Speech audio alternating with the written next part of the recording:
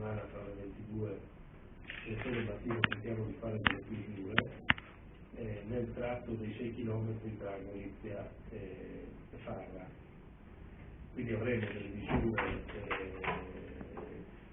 di restringimento della circolazione a seguito di questo lavoro che ci consentirà di notte di riposizionare il New Jersey e sostanzialmente restringere la carreggiata tale da consentire gli interventi di parte della carreggiata su quello che sarà il cantiere. Questo avverrà il restringimento della carreggiata per i primi 3 km da Sant'Andrea verso Villesse, cominceremo da lì,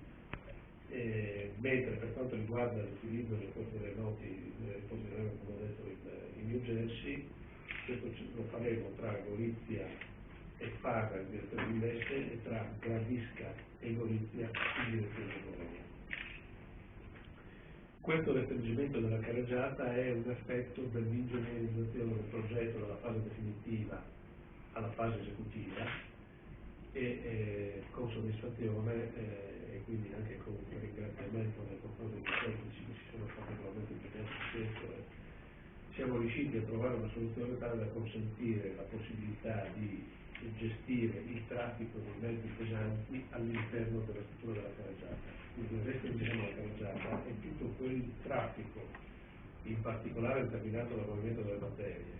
che era previsto nella soluzione definitiva dell'utilizzo della viabilità ordinaria con un'evidente ricaduta sui territori dei comuni attraversati, non dovrà subire questo peso perché riusciremo a mantenerli con la realizzazione di questa carreggiata all'interno della rete. Questo con un beneficio in particolare per i comuni di Gorizia, Savoia e Gradisca.